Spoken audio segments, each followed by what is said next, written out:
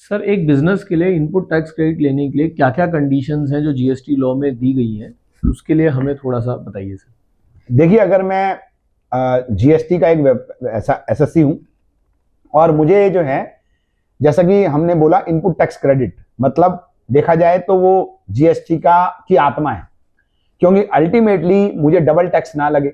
मैंने परचेज पे भी टैक्स दे दिया जो मैंने रॉ मटेरियल खरीदा, और उसके बाद मैं सेल पे भी टैक्स दूंगा, तो वो अपने आप में डबल टैक्सेशन हो जाएगा। इसीलिए इसको बोला गया वैल्यू एडेड टैक्स। मतलब अगर मैंने 1,000 रुपए का सामान खरीदा और मुझे जो है वो 180 रुपए मैंने टैक्स पे करा था, अब अल्टीमेटली वही प्रोडक्ट मैं सपोज कीजिए 1,500 रुपए की बेच रहा हूं और मेरे को उसके ऊपर 270 रुपए टैक्स बनता है, तो मुझे जो है वो 270 रुपए गवर्नमेंट को दोबारा पे नहीं करना है। मुझे जो 180 रुपए मैंने पहले से पे कर दिया था, मैं उसको एडजस्ट करूंगा, आपस में सेट ऑफ करूंगा और अल्टीमेटली गवर्नमेंट को 90 रुपए ही पे करूंगा। अब इस बात को इंश्योर करने के लिए कि जो 180 रुपया मेरे पास टैक्स था वो मुझे मिल जाए, क्योंकि वो मेरे लिए एक एसेट है, वो मेरे लिए एक कैश फ्लो है, वो मेरे लिए एक पूंजी है, क्योंकि अगर मैं उसको सही से यूज करूंगा तो वो मेरे को अल्टीमेटली मुझे केवल 90 रुपए ही जमा कराना है। अगर वो 180 रुपया में गड़बड़ हुआ तो वो ज्यादा टैक्स जमा कराना पड़ेगा। इसके लिए गवर्नमेंट ने बहुत सारे कंडीशंस बनाई हुई हैं, तो मैं उनमें से कुछ इंपॉर्टेंट कंडीशंस आपको बताना चाहूंगा। पहली कंडीशन ये है कि जो भी आपने परचेज करी वो आपके बिजनेस से रिलेटेड होनी चाहिए। तो अगर मान लीजिए कोई आपने पर्सनल एक्सपेंस किया और आपने उसके ऊपर टैक्स पे दिया, तो वो आप अपने बिजनेस के लिए यूज नहीं कर सकते, तो उस केस में जो है वो ये बात हमें ध्यान रखनी है। दूसरी इंपॉर्टेंट बात यह है कि मेरे पास इनवॉइस है या नहीं है। तो अगर मैंने कोई परचेज किया और मेरे पास उसका इनवॉइस ही अवेलेबल नहीं है और वो इनवॉइस वैलिड ही नहीं है, जैसे एग्जांपल है कि सप्लायर का जीएसटी नंबर ही नहीं है उस पर, आपका एड्रेस ही नहीं है उस पर, तो उस केस के अंदर वो आपको क्रेडिट नहीं मिलेगा। तो आपने जो है वो दूसरा नियम है कि आपके पास एक वैलिड इनवॉइस होनी चाहिए। उसके लिए एक नोटिफिकेशन भी बताई गई है 39/2018 39/2018, जिसमें बताया गया कि इनवॉइस वैलिड कब होती है। जो तीसरी इंपॉर्टेंट चीज है कि मुझे जो है वो इनवॉइस के साथ, जब मैंने कोई सामान खरीदा, तो मेरे पास एविडेंस होने चाहिए कि वो सामान मेरी फैक्ट्री तक, मेरे ऑफिस तक आया। तो उसके लिए क्या आपके पास ई वे बिल है या नहीं है, टोल की पर्ची है या नहीं है, स्टॉक रजिस्टर में एंट्री है या नहीं है। तो यू हैव टू प्रूव कि वो गुड्स या सर्विस जो मैंने खरीदी थी वो मेरी यूज हुई, मेरी फैक्ट्री में आई, मेरा उसका जो है वो रिसीविंग है। जो फोर्थ इंपॉर्टेंट बात है जो हमें पता होनी चाहिए कि जो सप्लायर है जिससे मैंने सामान खरीदा, आपको 180 रुपए का क्रेडिट तो चाहिए, लेकिन जिस सप्लायर से आपने 1,000 रुपए का सामान खरीदा था उसने वो टैक्स कभी पे ही नहीं किया और आप क्रेडिट ले गए, तो अल्टीमेटली क्या हुआ कि गवर्नमेंट को डबल नुकसान हुआ कि सप्लायर ने 180 रुपए पे नहीं किए, आपने 180 रुपए क्रेडिट ले लिया। तो सप्लायर जब तक उसका टैक्स पे नहीं कर देता तब तक आप उसके लिए एलिजिबल नहीं हो उसका क्रेडिट लेने के लिए। तो अगर बाद में ऐसा पता चला कि सप्लायर ने टैक्स पे नहीं किया है तो गवर्नमेंट आपसे वापस रिकवरी करती है।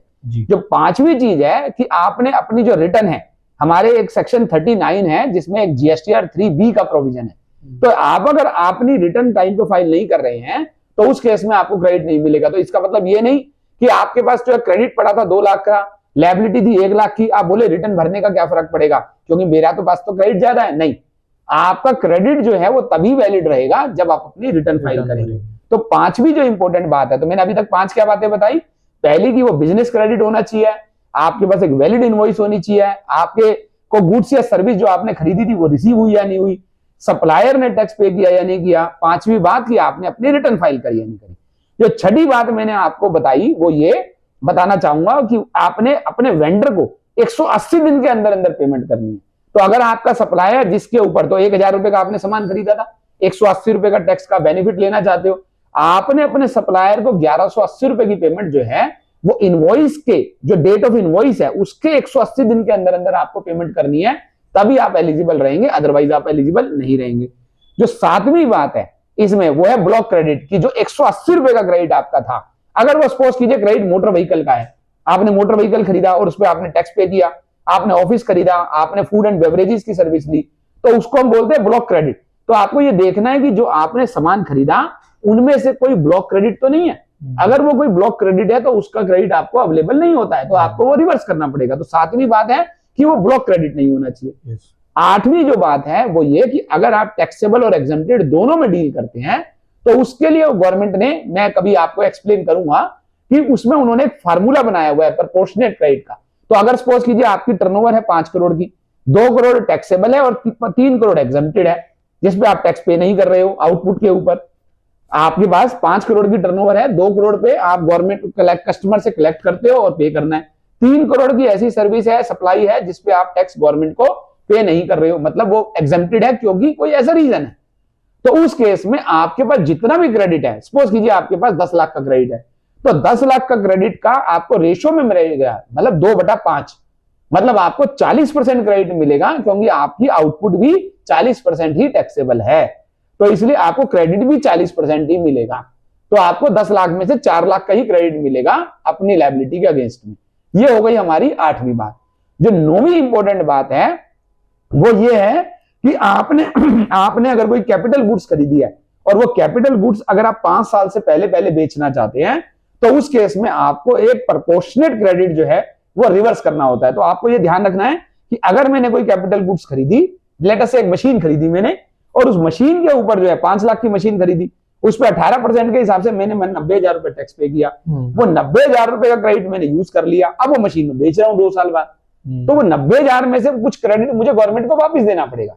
वो फार्मूला क्या है कभी एक्सप्लेन करूंगा, लेकिन ये इंपॉर्टेंट बात है कि वो मुझे क्रेडिट जो है वो प्रोपोर्शनेटली मुझे जो है वो थोड़ा सा रिवर्स करना है। तो वो बात मुझे जो है वो पता होनी चाहिए, ध्यान में रखनी चाहिए। और 10वीं जो इंपॉर्टेंट बात है वो ये कि हम लोग जो है वो, अगर सपोज कीजिए मैंने जो है वो कुछ ऐसा क्रेडिट है जो मेरे हेड ऑफिस में आ रहा है और मैं ब्रांचों में लेना चाहता हूं, तो मुझे उस केस में एक ISD का नंबर लेना पड़ता है, और वो क्रेडिट जब भी मेरे ब्रांचों में जाएगा जब मैं उसकी कंप्लायंस जो है वो अभी रिसेंटली इंट्रोड्यूस हुआ है, 1/4/2025 से हो रहा है वो, जिसके अंदर मुझे ये देखना पड़ेगा कि वो मैंने कंप्लायंस पूरी करी है या नहीं करी है।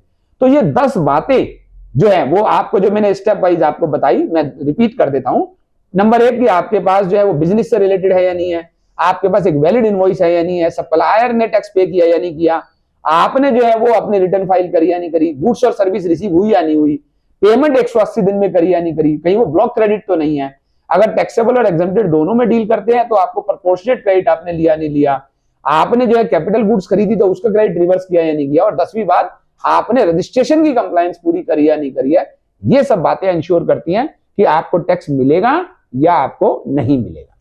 तो सर अगर कोई भी बिजनेसमैन क्रेडिट लेना चाहता है तो जो 10 बातें आपने बताई everyone needs to take care of in order to avoid any litigation. Yes, तो उस व्यक्ति को जो भी क्रेडिट ले रहा है उसको अगर ये 10 बातें वो इंश्योर नहीं करता है, वो प्रॉपर एक ITC रजिस्टर नहीं बनाता है और वो ये देखता है कि ये 10 बातें पूरी हो रही है या नहीं हो रही है, तो उस केस के अंदर उसके ऊपर एक फ्यूचर में लायबिलिटी आ जाती है, जो टैक्स, इंटरेस्ट और पेनल्टी, मतलब क्रेडिट भी रिवर्स करना है, इंटरेस्ट भी पे करना है 18% के हिसाब से, और पेनल्टी भी लगती है, तो वो अपने आप में काफी बर्डन हो जाता है। तो इसलिए पहले से ही सावधानी जो है, तो prevention is better than cure, तो अपने को जो है वो पहले से ही ये बातें हमारे को सावधान रहना चाहिए, ये इंपॉर्टेंट होता है। Thank you sir.